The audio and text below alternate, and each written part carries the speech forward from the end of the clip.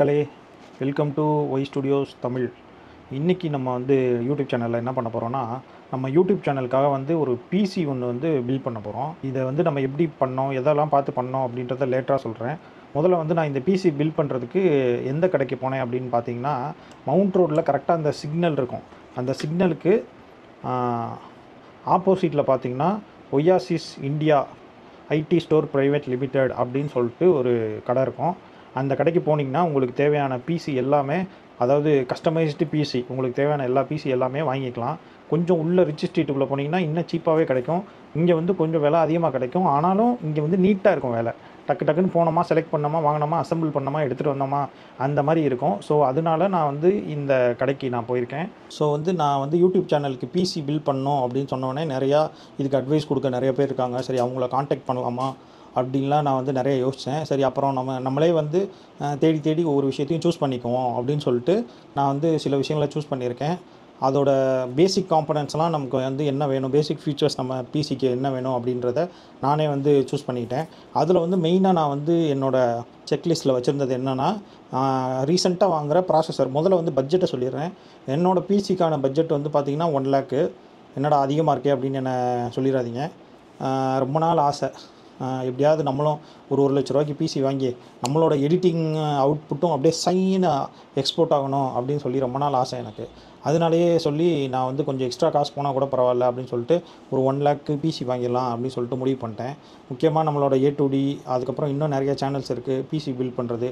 அதெல்லாம் பார்த்துட்டு தான் நம்ம வந்து ஒரு முடிவுக்கு வந்தோம். ஸோ இதில் ஃபஸ்ட்டு வந்து ஒரு பிசிக்கு என்ன தேவை அப்படின்னு பார்த்தீங்கன்னா ப்ராசஸர் தேவை.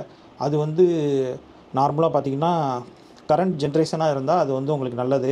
ஏன்னா அதில் எல்லாமே இன்க்ளூட் ஆகிருக்கும். கொஞ்சம் லேட்டஸ்ட்டாக இப்போ வர எல்லா சாஃப்ட்வேரும் அதில் ஈஸியாக எடுக்கும். அதுக்காக கரண்ட் ப்ராசஸர் இருந்தால் நல்லது. இப்போ ப்ராசஸர்லன்னா என்ன ப்ராசஸர் 2 இருக்குது.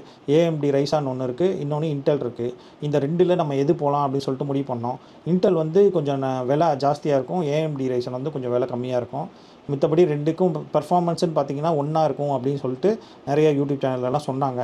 அதை நம்பி நானும் வந்து கரண்ட் ஜென்ரேஷனில் இருந்த AMD ரைசான் 9 அதை வந்து நான் வந்து செக்லிஸ்ட்டில் ஃபஸ்ட்டு டிக் பண்ணிக்கிட்டேன். அது வந்து முக்கியமானது வந்து ரேமுக்கு வந்து என்ன பண்ணலாம் அப்படின்னு யோசிச்சுட்டு இருந்தேன். ரேம் வந்து 16 GB போட்டால் போதும் அப்படின்னு சொல்லி என்னோடய தேடலில் வந்து ஒரு முடிவுக்கு வந்தேன். ஆனால் எதுக்கு, நம்ம ஃப்யூச்சருக்கும் சேர்த்து வாங்குகிறோம், எப்போயோ ஒரு தடவை தான் ஒரு பிசி வாங்குவோம், வாழ்க்கையில் ஒரு பிசி 1 லட்ச ரூபாய்க்கு வாங்குகிறோம், அது நல்லா வாங்கிட்டு போவோமே அப்படின்னு சொல்லிட்டு இன்னொரு 16 GB சேர்த்து 2 16 GB ரேம் 32 GBக்கு வாங்குற மாதிரி 2வது செக்லிஸ்ட்டு முடிவு பண்ணிட்டேன். 3வது பார்த்திங்கன்னா ஹார்ட் டிஸ்க்கு வந்து மெயினாக வந்து ஒரு 1 TBக்காவது மினிமம் இருந்தால் தான் நம்ம வந்து நிறைய வீடியோஸ் ஸ்டோர் பண்ண முடியும். எடிட்டிங்காக தானே வாங்குகிறோம். அதனால் என்னென்னமோ வீடியோலாம் இருக்கும், உள்ள நிறைய வீடியோஸ் இருக்கிறதுனால எடிட்டிங்காக வந்து ஒரு 1 TB ஹார்ட் டிஸ்க் ஒன்று செக்லிஸ்ட்டில் அடிச்சுக்கிட்டேன். அடுத்து வந்து பார்த்திங்கன்னா ரொம்ப முக்கியமான விஷயம் வந்து கிராஃபிக்ஸ் கார்டு.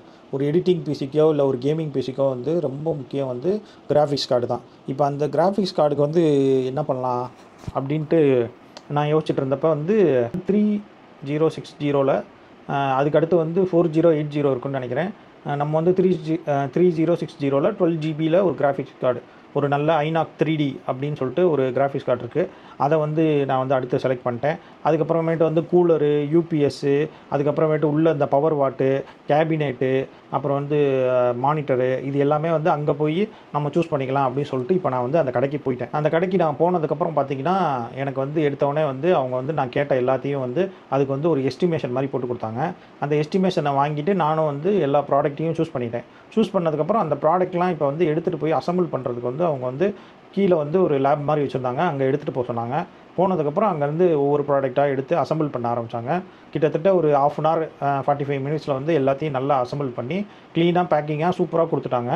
இதில் வந்துட்டு எனக்கு மெயினாக வந்து நான் மானிட்டர் என்ன மானிட்டர் சூஸ் பண்ணேன் அப்படின்னா சாம்சங் மானிட்டர் தான் சூஸ் பண்ணேன் ஆக்சுவலாக.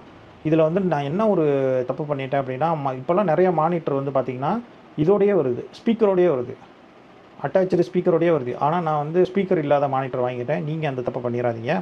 நான் வந்து அதை பண்ணிட்டேன். அதுக்கப்புறம் மதர் போர்டு வந்து 2 DDR ஸ்லாட் இருக்க மாதிரி பார்த்துக்கோங்க.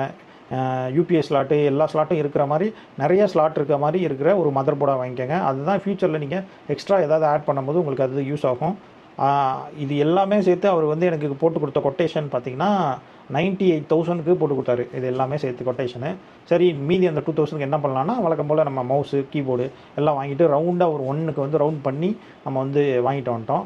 இப்போ வந்து நம்ம வந்து இதோட இதை போய் பார்ப்போம், நம்ம எப்படி அவங்க பில்ட் பண்ணுறாங்க, பிசியை அசம்பிள் பண்ணுறாங்க அப்படின்றத நம்ம வந்து போய் பார்ப்போம்.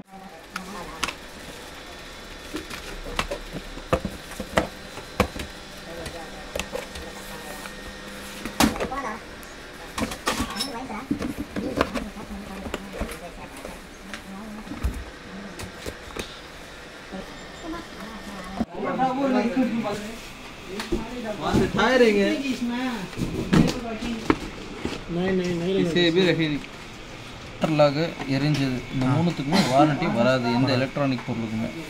இந்த ப்ராசஸர் பிண்டு ஆயிடுச்சு அப்படின்னா வாரண்டி வராது. பண்ணுறேன் அப்படின்ட்டு பண்ணுவீங்கன்னா ஒரு சில டைம் ரிஸ்க்கு, ஒரு சில டைம் கரெக்டாக பண்ணுவீங்க.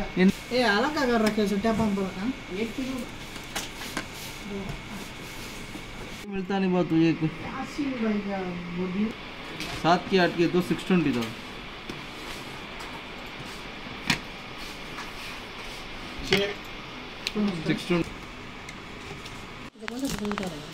हाँ तो बदल क्या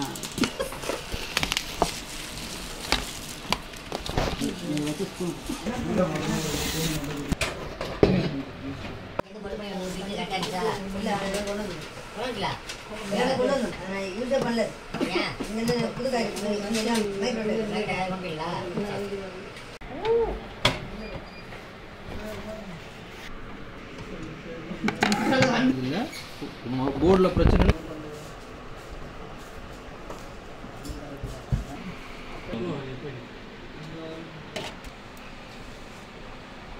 வச்சிருக்கலாம்ல, ரெண்டு சிஸ்டம் வந்துருச்சு இப்போ.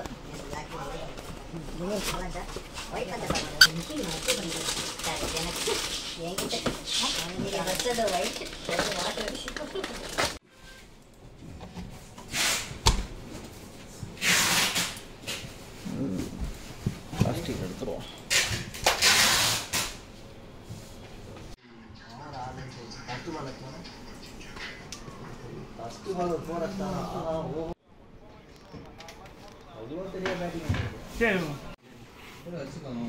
கூலர் போட்டிருக்கீங்களா? சரி ஓகேப்பா.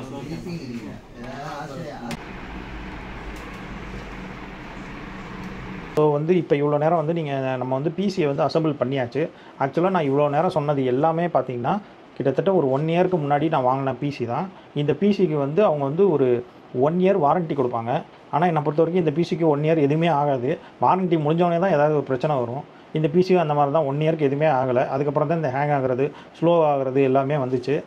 என்னோடய பர்சனல் சஜஷன், ஒரு 1 இயர் ஒரு பிசியை உட்காந்து ஒர்க் பண்ணிவிட்டு என்னோடய பர்சனல் சஜஷன் கேட்டிங்கன்னா, யூடியூப்பில் நிறைய பேர் போடுவாங்க, பிசி தான் ப்ரோ எடிட்டிங்க்கு கெத்து, வேறு லெவலு, டக்குன்னு நீங்கள் அவுட்புட் எடுத்துடலாம், ஈஸியாக இருக்கும் உங்களுக்கு, கேம்ஸ்க்கும் யூஸ் ஆகிக்கும், எல்லாத்துக்கும் யூஸ் ஆகிக்கும் அப்படின்னு. என்னோடய ஆப்ஷன் வந்து நீங்கள் வந்து எப்படி ஒர்க் பண்ண போகிறீங்கன்ற அந்த ப்ரிஃபரன்ஸ் தான் முக்கியம் எனக்கு. நீங்கள் வந்து ஒரு ஆஃபீஸ் கோயராக இருப்பீங்க, இல்லை வேறு ஏதாவது பிஸ்னஸ் பண்ணுவீங்க, 4 இடத்துக்கு போவீங்க, அதோடு சேர்த்து யூடியூப் சேனல் வச்சுருக்கீங்க அப்படின்னா லேப்டாப் போயிருங்க.